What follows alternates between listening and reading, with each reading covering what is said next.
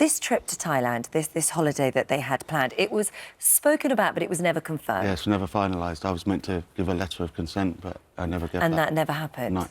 So when they went away, this was without your knowledge. When was the first you heard about it? Well, obviously, I'd not seen Jolyon for a couple of days, not heard from Jintra. So I sort of put two and two together and thought she's gone on holiday. She didn't want to tell me, but I still thought they were going to come back within... So no permission sought, as you said, and the time begins then to creep on. Yep. And this is a very remote village in northern Thailand, and so communication extremely difficult, especially communication difficult if you don't want to be found. Yep. And so you looked at her Facebook, and that. She wasn't answering any calls or anything. So Facebook account inactive. And you found out later on that she'd closed that down, reopened another one in a different name. Yeah. And so was there absolutely no contact at all? No contact at all. I kept trying every day, and there was no replies, no contact. For how long? How long did you hear anything? For a good... it took me about a month before I went Enough back for you to think, hold on a second, I don't like right. the way this is going. Yeah. So then you thought, right, I need some help with this. And this is when you contacted Sean Felon, and he's from a company called Abducted Angels, and he had a very similar experience, actually, because his 3-year-old son was taken back in 2013 to Thailand also. So he was a real expert at this, and he helped you in many ways, not just getting him back, but just as a bit of a person to talk to. Just the support. He rang me every day, just like promised me we'd get my son back, help me go to court, told me what I needed to do here by getting my court order ready and stuff, and full custody. So you flew out in February. Yep. With Sean Felton. Yes. And so you get to the airport, then you've got to try and track him down. Yep. How did you find them? We hired a car. I hired a car, and we drove around for a couple of days. And I'd not been there for like 8 years or something, so it was all just on memory. Yeah. So we must have gone past it 100 times in like the first 2 days. Showing pictures to local police force. Eventually, we pulled into a police station and showed a picture of her stepdad. Yeah. And they gave us an address in Thai and told us where to go. So you narrow it down, find the house. She's not in, but Jolyon is there. Jolyon's on his own. Yeah. And how was he when he saw you? It was emotional. He was crying. I was crying. He came out the house and... Were there any other family members around? I think there is family members around, but I couldn't see anybody there. Yeah. So no one came and approached us either. So you took him with you. Yep.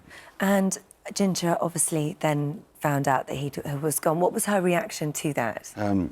Well, she told me after that she was crying and stuff because he'd gone.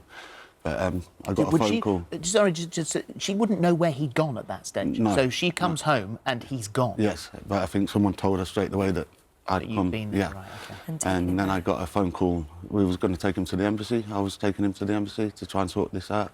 But I got a phone call from Jintra on the way there, and she said it was OK for me to take him home and that he'd have a better life with me. And so I thought I was doing everything OK.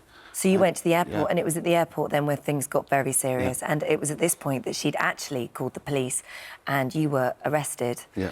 You didn't really know what charges were against you at this point. No, I mean, you could sort of make a bit of a guess, but nobody actually officially told you.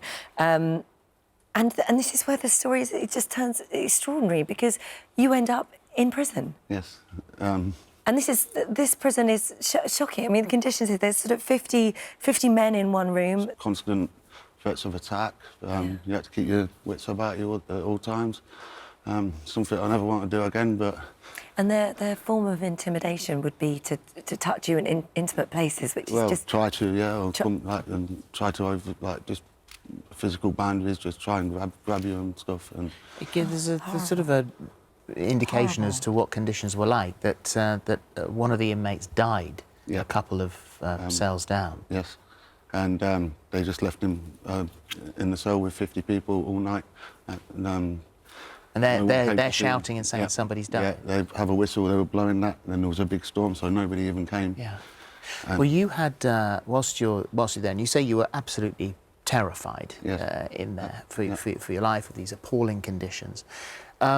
And whilst you're there, you get sick as well. So, bizarrely, out of nowhere, suddenly you are Released? Yes. And she's waiting outside the prison? Yes, with the police, and it was a complete shock because while we were in the jail, we don't get any communication with the outside world, so there was no phone calls, letters never arrived that people sent me, letters never got out that I'd sent, so... Why the change of heart? Why? I still don't know. She just turned up 2 days before I was due in court, and within 10 minutes of her turning up, she said I could take my son home, Julian home, that she never really wanted me to go to the jail, that she'd been trying to fight for me to get out. So you and Jolien return to Scotland to rebuild your life together, and she is still in Thailand? Yes. So where does that leave this sort of relationship now? Obviously, you're continuing with your life. Is she coming back? Is she going to see Jolien? She says she's coming back, but I'm not sure whether she actually will. She keeps changing the dates, and I have forgiven her, and she is Julian's mum, so... You want her to have contact with him? I would want her, for my son's sake, to have contact, yeah. Well, we contacted her and finally managed to get in touch, and she says, my original plan was to take Jolien on holiday for a month to Thailand, but I didn't make it clear that it would be in December. When I arrived in Thailand, I found out that my mum was sick, and when Jolien was involved in a motorbike accident, I didn't want to return to Scotland. I had no contact with Jodie because we had an argument. I was unhappy when Jodie took Jolien from my house because he trespassed on my land.